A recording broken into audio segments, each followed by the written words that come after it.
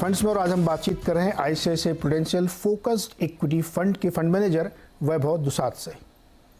अब एक चीज़ मुझे बताइए, बैंकिंग सेक्टर पे आप ओवरवेट है या अंडरवेट है, और दोनों में से जो भी है क्यों? तो पिछले 2 साल से ये बैंकिंग सेक्टर पे फंड में अंडरवेट ही रहा है। और इंस्टेड ऑफ दो वेट्स, जो बैंकिंग सेक्टर के जो वेट्स हैं, बैंकिंग को अंडरवेट रख के जो नॉन बैंकिंग सेक्टर हैं, जैसे कि इंश्योरेंस सेक्टर हो गया, एनबीएफसी कुछ हो गए, या फिर जनरल इंश्योरेंस हो गया, ये सब सेक्टर पे वो वेट अलोकेट करा है बेसिकली। और अभी भी वही पोजिशनिंग है एट द मोमेंट। बैंक में क्यों अंडरवेट है? हालांकि अभी भी इन्वेस्टमेंट वाइज तो सबसे ज्यादा उसी में, अंडरवेट क्यों है बैंक में? बैंक में आई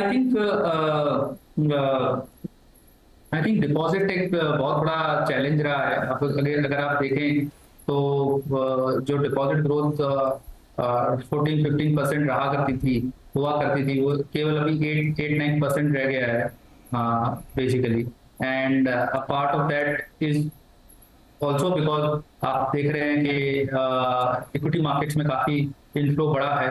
तो आई थिंक वो एक चैलेंज रहा है बैंक्स में। अभी तक वो चैलेंज रहा था। अभी गोइंग फॉरवर्ड शायद चैलेंज होगा निम एक्सपेंशन में because of interest rate scenario.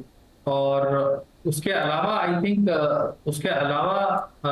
एक अभी नया चैलेंज जो कि आ सकता है वो क्रेडिट कॉस्ट में आ सकता है। आपने देखा क्रेडिट कॉस्ट काफी कम है लास्ट 2 साल में। They have done very well in terms of credit cost. ये क्रेडिट कॉस्ट में सिक्लिकल रिकवरी हो सकती है। When I say cyclical recovery, it means restoration toward what we have seen जो प्री कोविड लेवल्स, और not exactly not pre covid level but एक normalise. अभी काफी क्रेडिट कॉस्ट जो है वो काफी कम है बैंक्स के, तो वो नॉर्मलाइजेशन क्रेडिट कॉस्ट का हो सकता है। तो ये सब फैक्टर्स अभी भी बैंक्स के शायद अर्निंग्स ग्रोथ को इम्पैक्ट करेंगे। वैल्यूएशन वाइज कोई डिस्कम्फर्ट नहीं है बैंक्स में।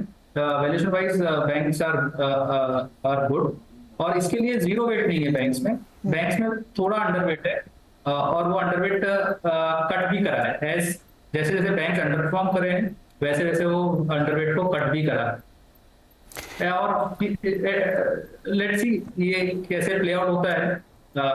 Eight some point in time वो वेट को चेंज भी कर सकते हैं। कौन सा सेक्टर इस समय आपको लगता है सबसे बढ़िया प्रदर्शन दिखा सकता है आने वाले 1-2 सालों में, कंसिडरिंग की वैल्यूएशन बहुत कंफर्ट नहीं है? मैं उन मिड कैप की बात नहीं कर रहा हूं जो 2-3 सेक्टर बहुत हवा में है। जनरली कौन सा सेक्टर आपको बढ़िया लगता है? तो एज अ स्ट्रेटजी ऑल्सो मेरा लास्ट 6 months में माई लाइकिंग टुवर्ड्स लाइक कंजम्पशन जो सेक्टर है वो इंक्रीज हुआ है। एंड स्पेसिफिकली कंजम्पशन में जो मास कंजम्पशन है वो इंक्रीज हुआ है। अभी तक कोई रिकवरी सिग्निफिकेंट दिखी नहीं है किसी भी मास कंजम्पशन सेक्टर में, और अभी भी वो थीसिस अनटेस्टेड है जो मेरी मास कंजम्पशन रिकवरी की थीसिस है। बट मेरे को लगता है कि अगर आप थोड़ा सा लंबा समय लें, 2 साल का व्यू लें, तो एक इन्फ्लेशन थोड़ा मॉडरेट हो रहा है रूरल में। Rural economy at the margin थोड़ा सा इंप्रूव हो रहा है, बेटर हो रहा है। आपका जो इनपुट कॉस्ट हैं, फर्टिलाइजर और उन सबके प्राइसेस मॉडरेट हुए हैं। प्रॉफिटेबिलिटी जो क्रॉप की है वो थोड़ी सी इंप्रूव हुई है, और बेस काफी खराब हुआ है।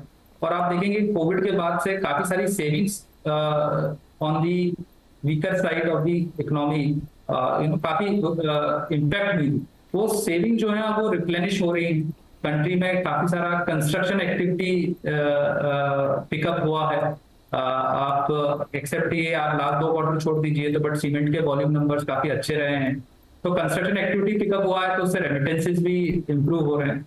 तो मेरे को लगता है कि एक ये मास कंजम्पशन वाला सेक्टर है जिसमें कि एक्चुअली बिजनेस में मोमेंटम बिल्कुल खराब हो गया। तो मेरे को लगता है कि नेक्स्ट 2 साल में यहाँ पे शायद अर्निंग्स अपग्रेड हो सकता है, और ओवरऑल कंजम्पशन में थोड़ा पॉजिटिव सरप्राइज आ सकता है। और गवर्नमेंट के वेलफेयर स्कीम्स भी इंक्रीज हो सकते हैं, बिकॉज अभी काफी सारे इलेक्शंस भी पेंडिंग हैं। तो आई थिंक डायरेक्शनली मेरे को ये एक सेक्टर लगता है जिसमें कि कुछ पॉजिटिव सरप्राइज हो सकता है।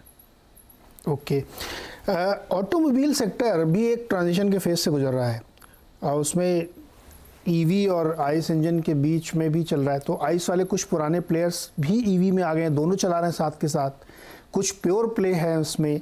आप लोगों को क्या व्यू है ऑटोमोबाइल सेक्टर को लेके? आई थिंक थोड़ा सा बायस है, टू व्हीलर पे ज्यादा पॉजिटिव और कंस्ट्रक्टिव व्यू है, फोर व्हीलर पे हल्का सा कम कंस्ट्रक्टिव व्यू है। बेसिकली अगेन टू व्हीलर में जो सेक्शंस हैं इकोनॉमी के, जो टू व्हीलर यूज करते हैं, वो सेक्शन में अफोर्डेबिलिटी काफी इम्पैक्ट हुआ है। वो अफोर्डेबिलिटी इम्पैक्ट हुआ है बिकॉज प्राइसेस भी टू व्हीलर के बिकॉज ऑफ BS4 नॉर्म्स और दूसरे इंश्योरेंस और उन सब की वजह से प्राइसेस भी काफी बड़े हैं टू व्हीलर्स में। फोर व्हीलर में भी बड़े हैं, बट टू व्हीलर का टिकट साइज छोटा होता है, तो परसेंटेज टर्म में प्राइसेस काफी बड़े हैं टू व्हीलर्स में। और बिकॉज इनकम लेवल बहुत ज्यादा ग्रो नहीं हुआ है लास्ट 2-3 साल में, तो अफोर्डेबिलिटी काफी मिसमैच रहा है उसमें। अब ऐसा सिचुएशन आ गया है कि रिप्लेसमेंट साइकिल ऑलरेडी काफी एलोंगेट हो चुका है और इनकम लेवल्स थोड़े से इंप्रूव होना चालू हो गए हैं और प्राइस हाइक्स जो हैं वो मॉडरेट हैं टू व्हीलर्स में।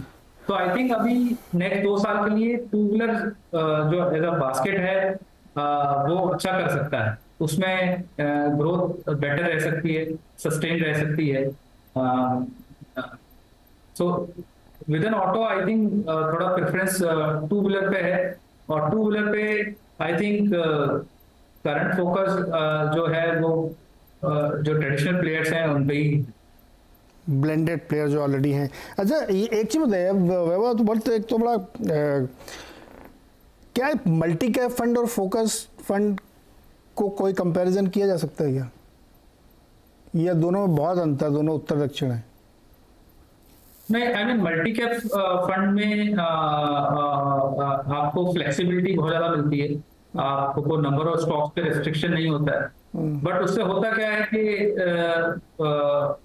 ऑफ कोर्स जब नंबर ऑफ स्टॉक्स पे रिस्ट्रिक्शन नहीं होगा तो आप लेस चूजी होंगे। फोकस में होता क्या है कि आप लिमिटेड नंबर ऑफ स्टॉक्स लेते हैं, and if your view goes wrong, तो if your view goes right, तो आपको उतना ही बेटर बेनिफिट दिखता है बिकॉज आप ईच स्टॉक का वेट काफी ज्यादा रहता है, और अगर व्यू गलत जाता है तो यू गेट हर्ट ऑल्सो। सो उसमें फोकस में it's very easy for a fund manager on the positive side. Fund manager can express his view nicely basically. बाकी आई थिंक फ्लेक्सिबिलिटी दोनों में है। मल्टी कैप में बेनिफिट ये होता है कि वो कुछ स्मॉल कैप्स में एक कम वेट में पार्टिसिपेट करके they can easily exit also, so वो एक बेनिफिट है। ओके, तो ये थी बातचीत ICICI Prudential focused equity fund के बारे में, और वैभव ने बड़े बढ़िया समझाया कि कठिन काम है इनके लिए, लेकिन उसको भी ये बखूबी कर सकते हैं और कर रहे हैं लंबे समय से, इसीलिए इस तरह के फंड में निवेशकों की दिलचस्पी रहती है। वैभव जी, बहुत बहुत शुक्रिया जुड़ने के लिए, बातचीत करने के लिए और एक्सप्लेन करने के लिए कि आईसीआईसीआई प्रू फोकस फंड कैसे काम करता है। चलिए अगले हफ्ते फिर एक नए फंड मैनेजर और एक नए फंड से आपकी मुलाकात होगी। इस हफ्ते के लिए इतना ही, नमस्कार।